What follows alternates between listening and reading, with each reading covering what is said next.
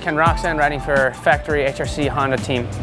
And here at the 2020 season, we have been doing really good. We had a little bit of a rough start at Anaheim 1, but we came back blazing in St. Louis for the second round, and I got my first win in 1,092 days, which was huge for me and the team. You know, we've been striving to be back at the top spot, and it just hasn't happened.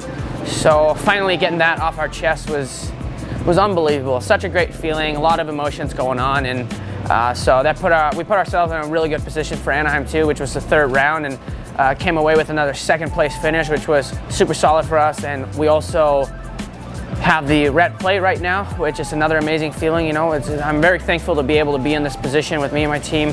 This is what we're always striving for, and what we're working so hard for throughout the off season. And you know, working towards it and actually doing it are two different things. So right now we're in a really good position.